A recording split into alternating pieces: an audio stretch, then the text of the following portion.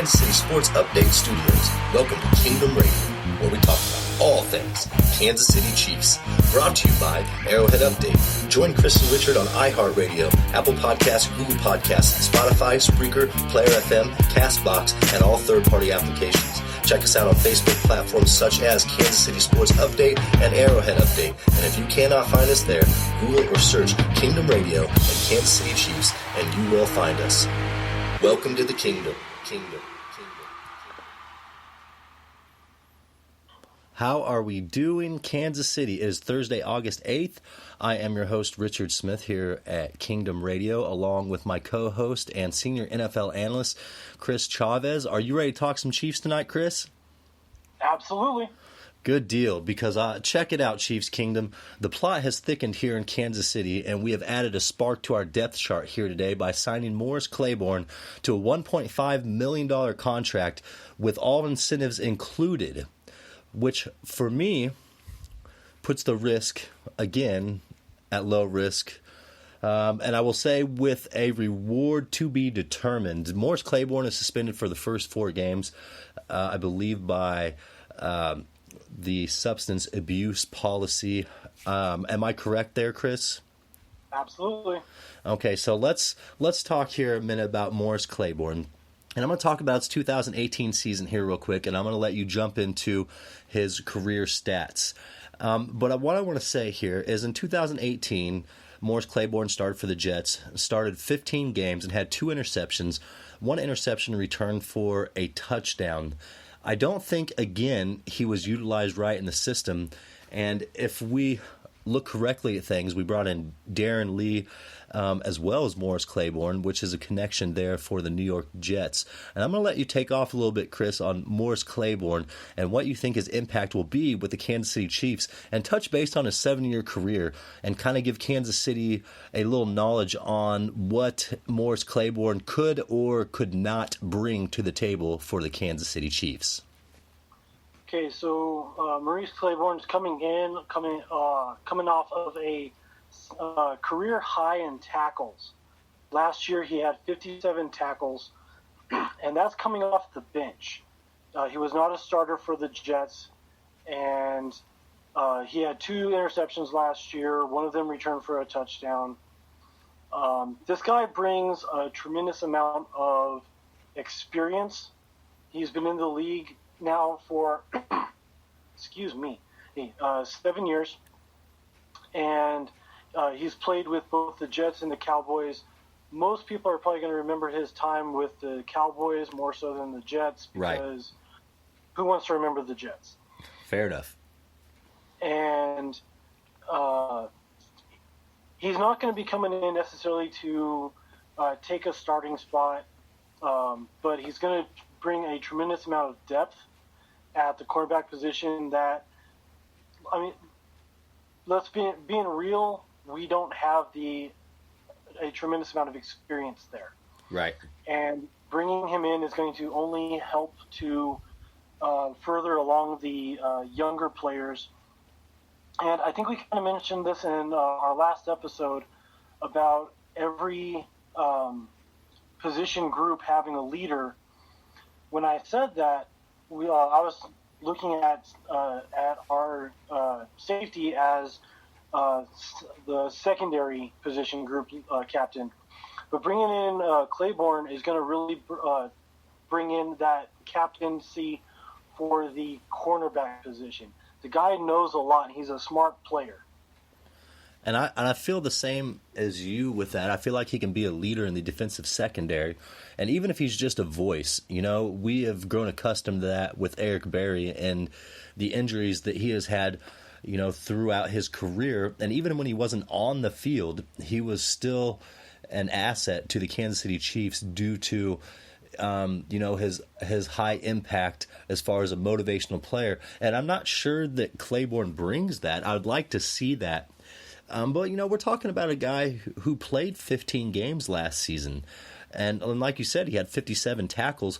And, for his position, that's a large amount of tackles. I like to see that, which tells me that he is a good run defender, but I've also seen some decent plays on the highlight reels for him in the passing game as well. And I'm with you. I really think he's more of a depth scenario for the Kansas City Chiefs. I really can't see him beating out, players like Bashaud Breeland and Kendall Fuller. But in the same aspect, we never know, about Charvarius Ward and the nickel package. I mean, this could be a scenario for the Kansas City Chiefs where we'll just kind of, tamper with the fact of utilizing him all throughout the defense. And I hope that we can hone in, on his assets and his skills that he brings to the table. And that seems like something the Kansas City Chiefs have really done an amazing job on here in the past 5 years or so. So let me ask you this, Chris. A $1.5 million investment, and in that investment, all incentives are included. So the maximum this man can make is $1.5 million for this season. So let me ask you your risk level and then the reward in return. Where do we stand here with Morris Claiborne? You've heard my analysis, but Chris, let's hear yours. We've kind of been saying this a lot this offseason, and that's a huge kudos to Brett Veach. This is another high-reward, low-risk signing. Yes. I think that the Chiefs, as well as a lot of teams in the NFL, were waiting on the NFL to lay down its decision on punishment on Claiborne to find out whether he was going to be worth signing or not. And once the Chiefs knew that it was only going to be a 4-game suspension, they determined that it was going to be worth the risk and bring him in. So do you feel like that marks Patrick Peterson off the list for the Kansas City Chiefs in this upcoming season? I kind of have to feel that way for a couple different reasons as well. Not just the fact that we brought in Claiborne. Claiborne's a depth guy. If we were to make a trade for Patrick Peterson, and that would be an absolute starter. And it's two different moves, but the thing that I think that really makes me put the squash on the Patrick Peterson trade is that we've got about $1.5 million in cap space right now. Right. And we're still working to sign, Cheetah and Chris Jones. Right. And both of those guys are expecting to be making $10 million or more. Right.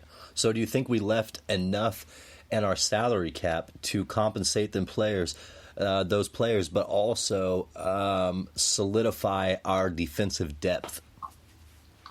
I feel like we did, and because it's kind of the first year of the contract extension when that comes up, I feel like they'll be able to get a little creative in how that money gets paid. Right.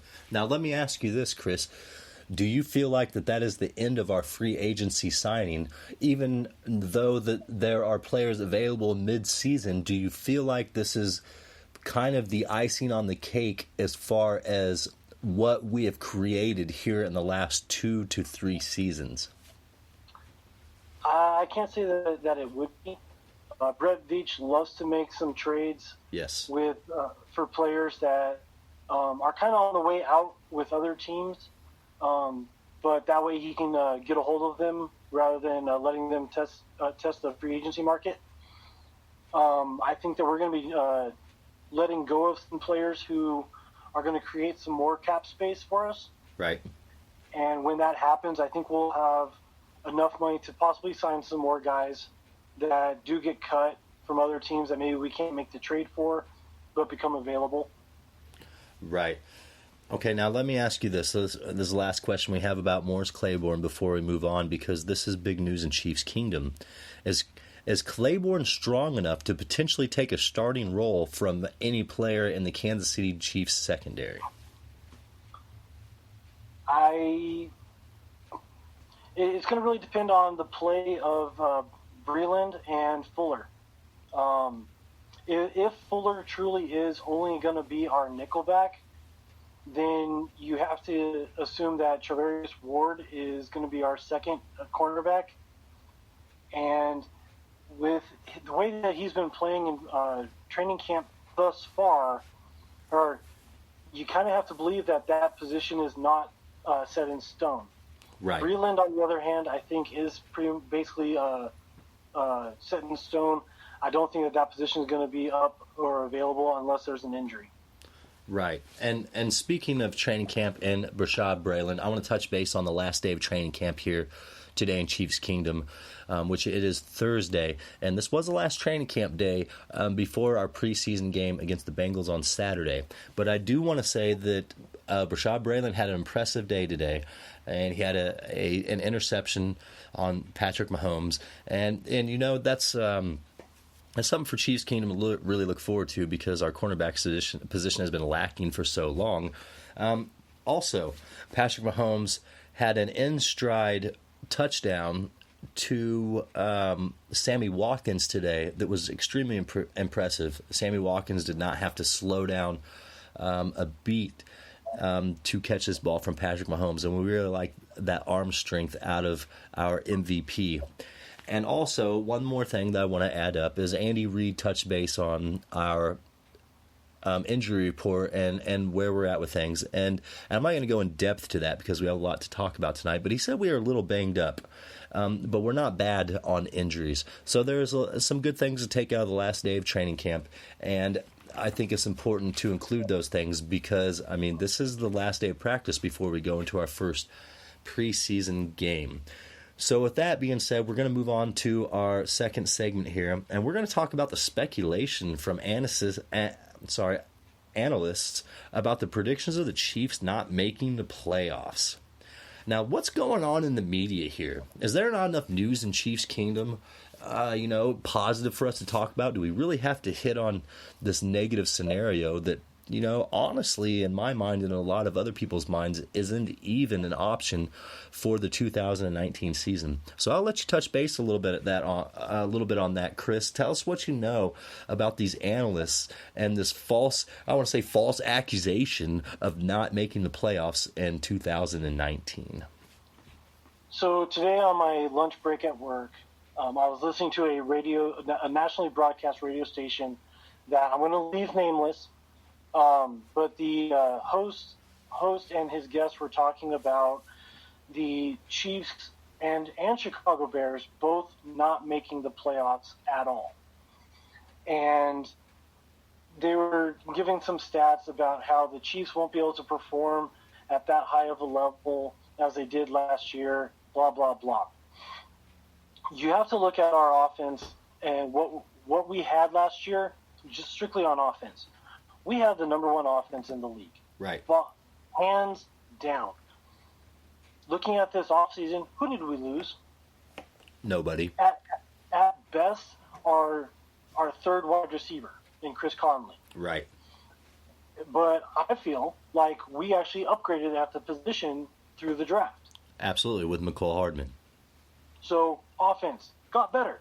Yes. You look at our defense, which admittedly was probably 32nd, and if they had it available, maybe even 33rd in the league. Right. And with all of the changes that we made on defense, we got better. Yes.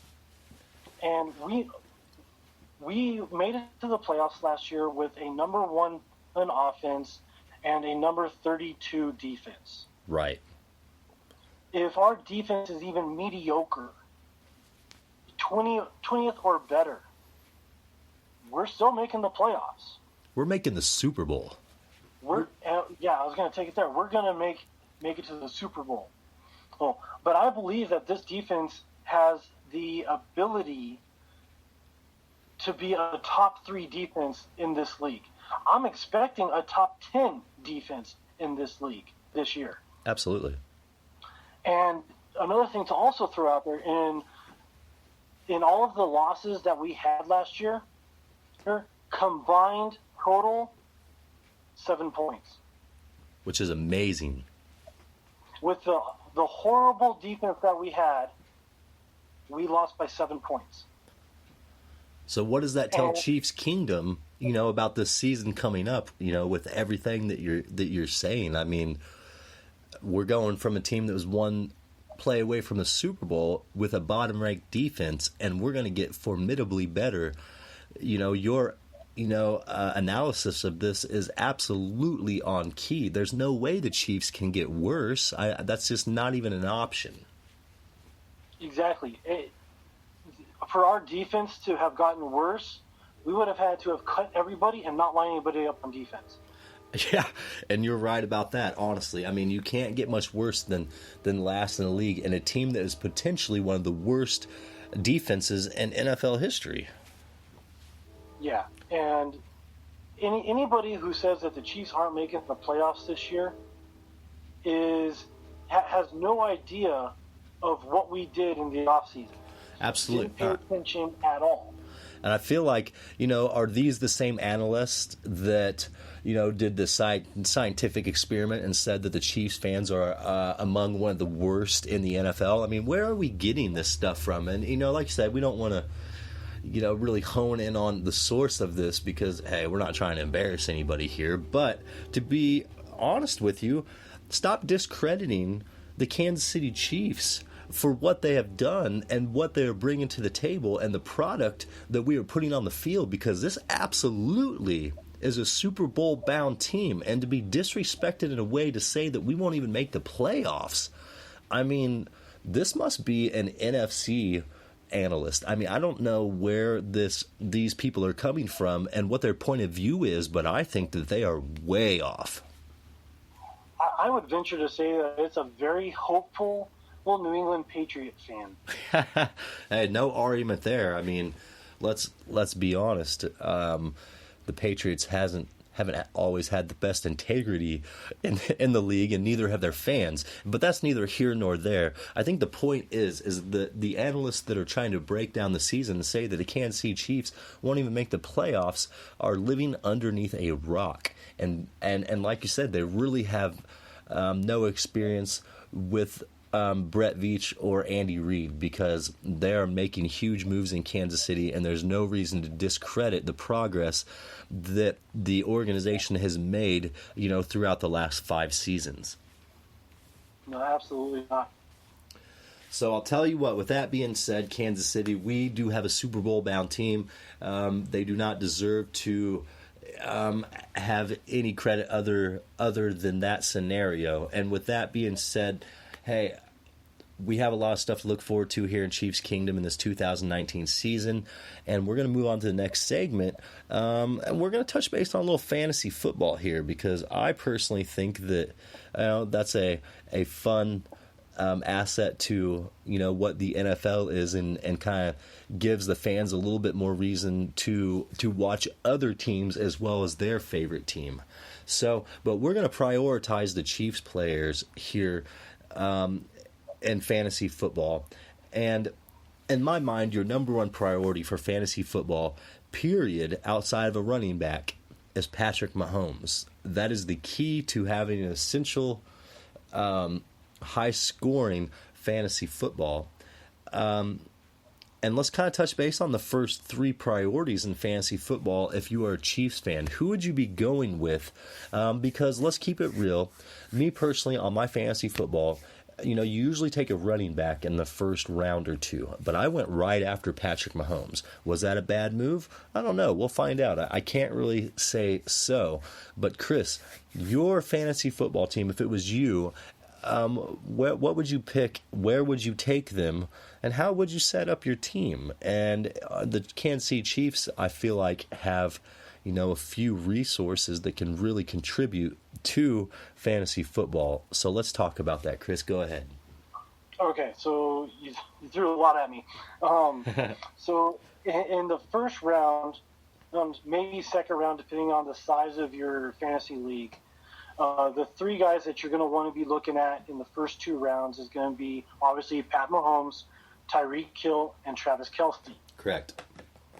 Another must-have, but this guy ends up normally falling back, or this position ends up normally falling later on into the draft. Take the Chiefs' defense. Right. It is going to be tremendous this year. And it will be. And then another one, because we're going to have such a high-powered offense, you have to take a look at Butker. Yes. Grab those 2 guys, maybe a round or 2 before you normally take them. Right. Based on how you value your kicker and your defense, take them around earlier. You don't need to worry about building up your bench players. Take these guys; it's going to pay off. Yes. The other players that you're going to want to take a look at when they're available. But again, keep in mind that these guys, two of these guys are going to be backup players. They're going to play second fiddle or even third fiddle. So you want to see if maybe there's a starting wide receiver available in a pass-heavy offense. Right. But if they're available and if you like take Sammy Watkins if it's good value there. If you're in a really deep league, take a look at Demarcus Robinson.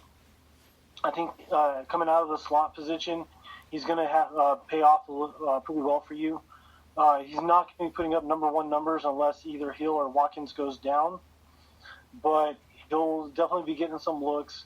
And towards the end of the season, and he'll probably be putting up a little bit more numbers. Or if you have injuries at your other wide receiver players, put him in, and you can probably get some decent numbers, especially in our pass-heavy offense. Expect him to get about 5 to 7 or 8 looks per game. Yes, and I really. Go ahead. Oh, go ahead. I was gonna say. No, go ahead. I was gonna say I really feel like that Robinson and Hardman are two players that you can potentially bring off the bench, during bye weeks later in the season and get some deep production out of. But I also look for Hardman to have a more productive season than Robinson.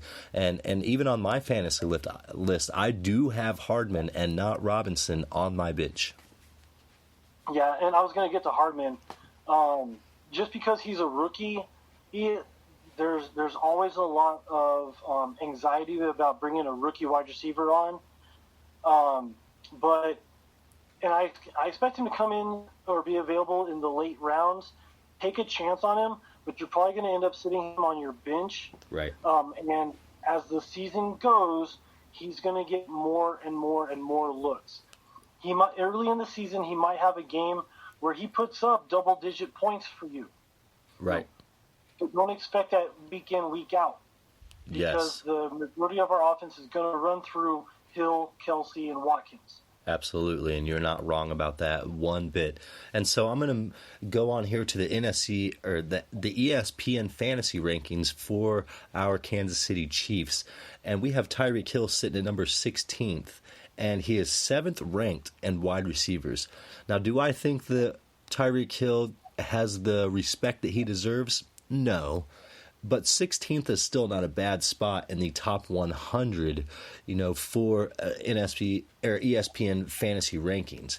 Now, Patrick-Mahomes ranked 36th, but I want to say that was no love. But then when I look at how fantasy football is laid out, Patrick Mahomes really did get a lot of love there in the 36th ranked spot. He is still the top ranking QB, mind you.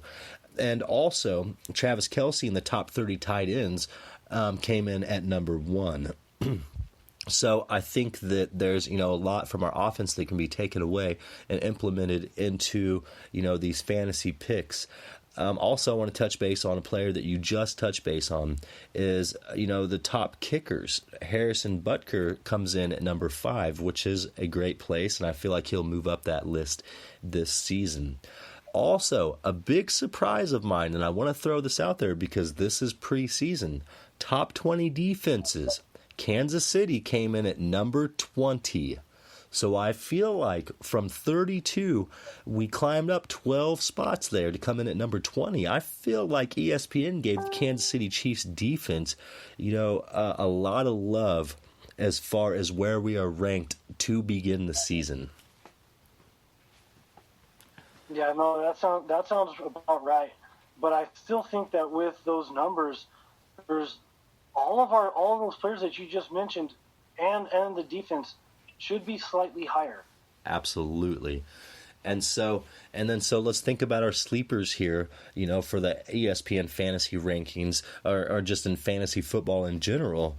I'm going to say McCole Hardman and Damian Williams because we don't know what they're going to bring to the table, but I feel like it can't be anything outside of extremely productive. So there could be a surprise year from both of these players. Yeah, and with Williams, as you mentioned, he's a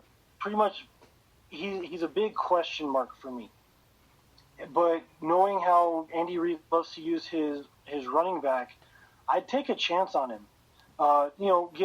With solid value there, I'd probably take him either in the round that he's projected or maybe a round after.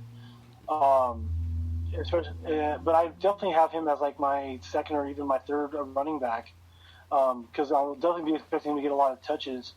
The other guys who I might not necessarily draft, but I definitely keep an eye on for later on in the season as a free agent pickup, especially if my team has been decimated by injuries. Based on what I'm hearing, and keep an eye on Marcus Kemp. Yes. He's been a huge wide receiver in training camp. There's talk about him being our red zone target. Red zone target equals touchdowns. Yes. And so that's going to be a good option for you in your excuse me, I'm coughing up a storm over here. At your wide receiver position, take a look at Hyde, potentially even drafting him in late rounds and then stashing him on your bench. And then also the running back Thompson. Yes. There's a chance that if we have some injuries at running back position, in one or two, I think Thompson gets a couple of chances to at least touch the ball. He might be getting the ball more and more as the season goes along as well. Darwin Thompson could have a huge impact on the Kansas City Chiefs. Now, do I look at him as somebody, to pick up on your team out of the gate? No, but like you said, Chris, barring injuries and free agency, that's someone that you could absolutely pick up and possibly have some decent production out of. So with that being said, we've really touched base on the Kansas City Chiefs and what the top players bring to fantasy football. But I want to touch base on the top 5 players from Yahoo Sports for fantasy football, because I think it's important. If you're going to start a team, you should know who the top 5 players are, regardless if they are on the Kansas City Chiefs or not. So number 1 kind of comes to a surprise to me, and it's Saquon Barkley, the New York Giants running back. Number 2 is Alvin Kamara, New Orleans running back. 3, Christian McCaffrey, Carolina's running back. 4, Ezekiel Elliott, Dallas's running back. And 5, David Johnson, Arizona running back. Obviously, is a running back heavy first-round draft in fantasy football, but I also think that it's key to try to mix things up and get the players that will work for you. Like me, I took Patrick Mahomes in the first round. Then I went ahead and took Dalvin Cook in the second round for my running backs. So try to mix it up this year. And like Chris said, possibly take a kicker earlier in the draft. Look at a defense earlier in the draft, because I feel like a lot of these wide receivers, when you throw that depth out there in the second and third spot, you might take a step back and look at some other areas, because essentially at that point, you're just taking the top names off the board. So go get picky and pick what you want, and then come back to those let's take players off the board aspect, because there is a lot of intellect that goes into picking out your fantasy football team, and you really have to be picky and choosy as to what you take in each round. No, absolutely. And to kind of touch on the top 5 that you mentioned, Saquon Barkley doesn't surprise me at all with the lack of a passing game for the Giants, at least while Eli Manning is back taking snaps. Saquon Barkley all day long, man. He's going to be getting touches left and right. Same thing with Kamara and who did you say was number 3? Christian McCaffrey. Yeah, absolutely. Elliott, if he comes in and he plays, he's a great pick at number 4.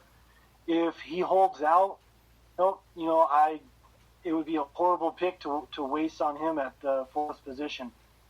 Right, and that's kind of where, I look at Melvin Gordon as well. That's one of those sketchy players that, in my mind, I would leave off of my fantasy draft, because you don't know what's going to happen. And you really want solid players in each pick in your draft, because you don't want an injury-prone player. You don't have to pull from your bench in week 2. You really just have to hone in on a GM mindset, and that's really what is being pulled out of fantasy football. And I think it's fun for the fans to get involved in that type of aspect. And so, with that being said, Chris, that is our fantasy football segment. And we are going to go ahead and move on to our next segment. This is the No Look Pass, brought to you by Sean and Keogh Music Solutions, providing everything from simple background audio to complex creative audio pieces. Bring your project to life with Sean and Keogh Music Solutions. All right, this is the No Look Pass, brought to you by Sean and Keogh Music Solutions. This is where Chris and I ask each other a question about Chiefs or football knowledge to pick our brains and see where our knowledge lies off the top of our head. So, Chris, tonight I'm going to let you start off with a no-look pass. Go ahead and throw it at me, and let's see what we got here. All right, so this one kind of came to me today. Okay. And so, of all time, which AFC West coach do you most despise? Ooh, do I most despise? And I think this is going to be a hands-down answer here, and I think that a lot of Chiefs fans will agree with me. I cannot stand Mike Shanahan. That man has really made some integrity moves, throughout that organization with his time there with the Denver Broncos. I remember the playoff game, I believe it was in 97 or 98, where his players came out with cooking oil on their uniforms and had to change them at halftime because they were cheating. So, with that being said, my firm pick is Mike Shanahan. I cannot stand that man. And with that being said, what's yours? I the exact same guy. With, like you said, with the integrity questions, on that level, he very much ranks right up there with Belichick. Belichick, at least, can win without cheating, and he's got all the Super Bowls to prove it. Shanahan, on the other hand, never did. Well, I take that back. He won 2, but they shouldn't have counted. Fair enough. And to be perfectly honest with you, as a kid watching Mike Shanahan, I always thought that man looked like a weasel. Oh, absolutely. And look, I feel like he had the personality to back it up. So I couldn't agree more with you on that one. I feel like me and you are both on the same page there. And this is my hypothetical no-look pass to you. I usually come to you with a trivia question, and I'm coming to you with a hypothetical. If you could take one defensive back from any team that is playing now in the NFL, who would it be? And why would you put them on the Kansas City Chiefs roster right this second? That's a tough one. There's not necessarily quite a few. There's a couple guys that I would definitely take a look at. If I'm looking for immediate impact, and if he wasn't suspended, I would go with Patrick Peterson. If I'm looking at long-term and what we're trying to grow here, I would love to have DeAndre Baker, cornerback for the New York Giants. Young talent there. Yeah, I take the young talent just so that he can develop, and we can kind of build our secondary around him. And well, he and Thornhill and Honey Badger can grow together, and we'll at least solidify that side. And then depending on what we do with Braylon, and we either let him go and bring in somebody else, or we let those two kind of pair up and learn to play side by side.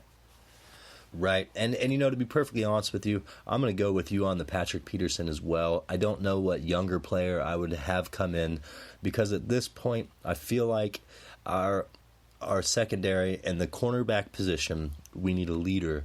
And Peterson, in my mind, is that leader. And I can't really think of any other cornerbacks in the league right now that would assume that position right now for the Kansas City Chiefs.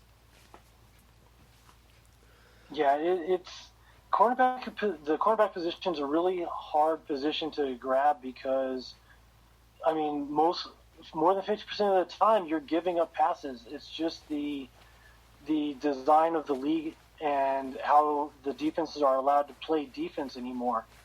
If this was the 90s, I'd be all over Josh Norman because he can really sit up there and get in the wide receivers' heads.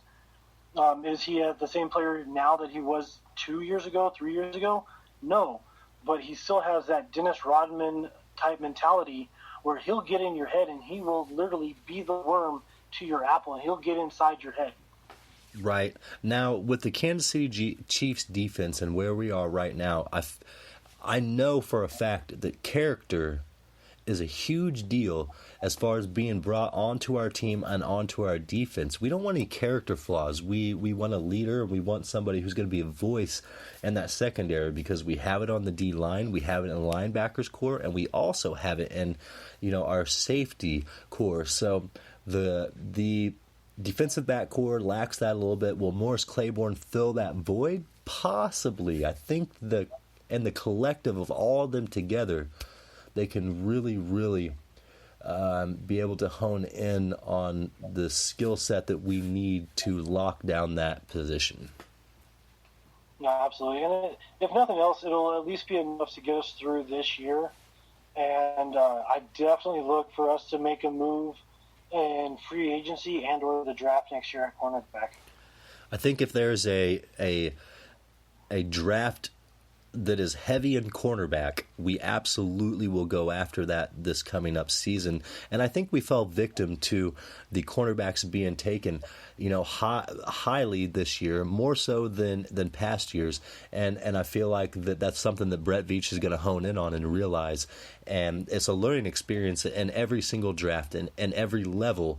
And we have the front office to be able to, manipulate the draft in a formidable way to, go ahead and be an asset for the Chiefs. Yeah, and by no means is it a knock against the cornerbacks that we did bring in, Felton in the 6th round and then Fields and a couple other guys as undrafted free agents. But the reason why they're drafted or come in undrafted so low is because they still need more time to develop. And more coaching on and tweaking of their skills or whatever.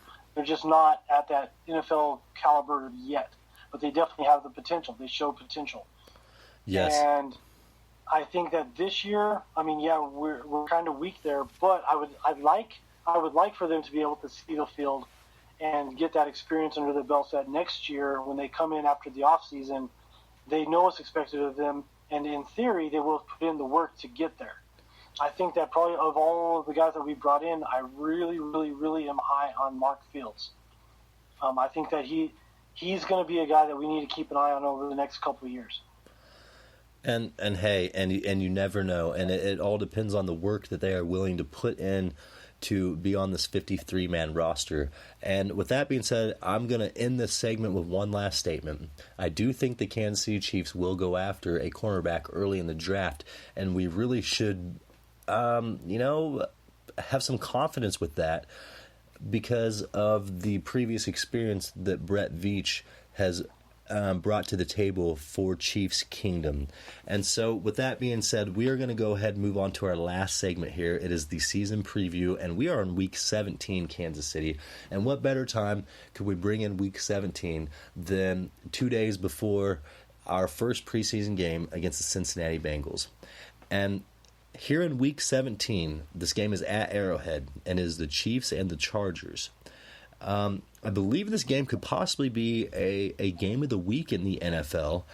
And at this point, Chris, you and I have a 14-2 record for the Kansas City Chiefs. You have a 15-1 record for the Kansas City Chiefs, and this is the last game going into the playoffs. But I also want to touch base before I let you take off on this, Chris, as there are some potentially important games across the AFC that I think that we should keep an eye on here in Week 17, and one of those is the Colts and the Jaguars, the Steelers and the Ravens, and then the Raiders and the Broncos.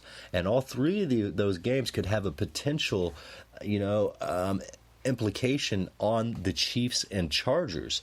And this could also be a Melvin Gordon-less Chargers team. So, Chris, kind of break this down a little bit, because this is an exciting game at an exciting time in the season. We could lock up home field advantage. We could lock up a first-round bye, and we could also potentially lock up the first this first spot in the playoffs. So, as you mentioned, there's going to be a lot of games that are going to have a lot of weight to them. Right. And I think that this is definitely going to be one for us and the Chargers. As you just mentioned, we're probably going to be vying for a first place in the AFC, and we would love to get that home field advantage, as well as solidify our AFC West division title.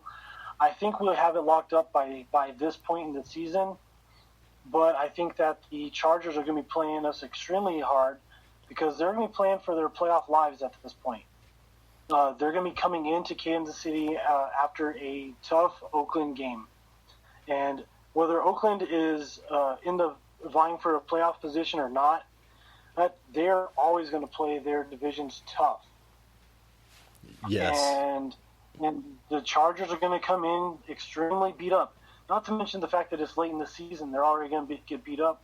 But coming in after the Raiders, there's going to be a lot more bumps and bruises on these guys.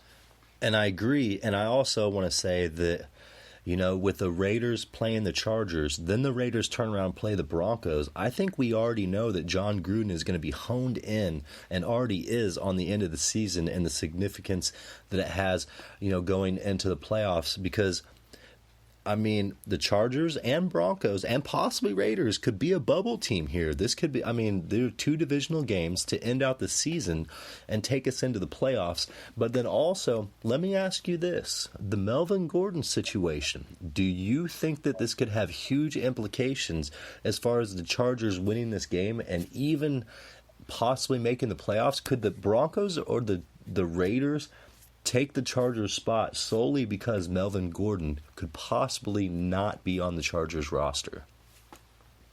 I absolutely think that it could have a huge effect on the Chargers' playoff potential. Because without him, they have Austin Eckler, who has never been a starting running back for an entire 16-game season. They've got Justin Jackson and Detrez Newsome, who are essentially no names. Nothing against those guys, but for the most part, the running back position is kind of a plug and play type of position anymore in this day of the NFL. You look at Phillip Rivers and his top three wide receivers. Absolutely, they are always going to be a threat to put up some big points. However, the rest of their offense, you got a lot of questions at tight end. You have a very questionable offensive line. And I don't see a whole lot of potential there for these guys to do it without the running back. And I couldn't agree more with you, because let's be honest, here in the past 4 to 5 seasons, it is an absolute fact that Phillip Rivers has folded against the Kansas City Chiefs. We have this guy's number, and then on top of that, you put Phillip Rivers in a high-pressure situation, whether it be playoffs or let's say this is a game to win the AFC West. Phillip Rivers is not Patrick Mahomes when it comes to being put under pressure. You put Phillip Rivers under pressure like we constantly do, game in and game out, the same result is going to happen. And look, we have had this high success with Melvin Gordon as a starting running back on that Chargers offense. So I think you take him out of the scenario, and then the fact that the Chiefs have Phillip Rivers' number and that the field won't be spread as much as it would with Gordon on the team, I think that this could potentially be a high-scoring game for the Kansas City Chiefs, and we can control the clock and keep Los Angeles off of the field. Now, we can't overlook the Chargers, but let's keep it into perspective here. That we are at a point in the season where the Kansas City Chiefs are looking at playoffs. Do we already have that locked in at this point? Absolutely. Hands down, I don't see it any other way. I don't want us to overlook this team, but I also feel like it's not going to be as big of a challenge to the Kansas City Chiefs as we look at towards the beginning of the season, because we also have to understand, Chris, is injuries. And it seems to be that Los Angeles, the Chargers, seem to have a few players year in and year out that either fall off or fall onto the injury report or the IR. So do I really look for the Chargers to be that team? No, because they've never been that team. So yeah, they always have something that just kind of derails them and their opportunity to truly make any sort of push into the playoffs. Right. And so with that being said, look, Chris, I'm not even going to go out on a limb here. I'm going to have a lot of confidence in the Chiefs in the final game of the season, especially at Arrowhead, because we have a history of blowing the doors off of teams the final game of the season, especially here recently. I'm going to say that the Chiefs are going to smack the Chargers 49-17. We're going to get after Phillip Rivers all day long. I feel like Keenan Allen's going to be hurt. I don't even feel like they'll have Keenan Allen in this scenario, and they won't have Melvin Gordon. And so it's going to be the same old tune for Phillip Rivers against the Kansas City Chiefs, and we're going to be sitting on a high horse going into our first-round bye into the playoffs. So I'm going to counter that slightly. Okay. I think that after the heartbreak that we suffered against them last year on the 2-point conversion, I think that we come out in the first half and Mahomes is going to take it to him. He's going to put up an astronomical amount of points, and in the second half, with that cushion, we're going to be able to sit our starters and keep them healthy going into the playoffs. Fair enough. And I think in the second half, Philip Crimea Rivers ends up putting up some points, but he can't overcome the deficit, and he ends up falling to the Chiefs. I'm going to go 42-28. And I love the prediction. So with that, Chris, that puts you at 15-1 for the season and puts me with Kansas City at 14-2. Both of us have the Chiefs as the number one seed in the playoffs and a first-round bye. And on our next episode, we will break down the playoff bracket. Also, Kansas City on our next episode will be our hype and our pregame show for the Cincinnati Bengals. Our first preseason game of the 2019 season is right around the corner, Kansas City. It is on Saturday. I couldn't be more excited. It is at home. Get out there and support your Chiefs. This is going to be a start of a great season, and I feel like here, with this game, we're going to see a few series with our starters in, and then we're going to check out this depth. But we're going to go into that a lot more here on our game day episode here Saturday morning. I'm going to get it out there at 10 a.m. so everybody can enjoy it before you get out there to the Chiefs game. Kansas City, I couldn't be more happy to have this broadcast. Chris, I couldn't be more happy to have you on this evening. Likewise, man. Looking forward to it, and I just want to wish the Kingdom a great Red Friday. Yes, Red Friday is right around the corner. That is tomorrow. That's our first real Red Friday of the season. Let's go, Kansas City. This is an exciting time here in Chiefs Kingdom, and we have a lot to look forward to. Chris, thank you for coming on the show tonight. I couldn't be more happy. Absolutely, anytime. All right, Kansas City. I am Richard Smith, host of Kingdom Radio, and I hope you all have a wonderful evening. Get prepared because Chiefs football is right around the corner.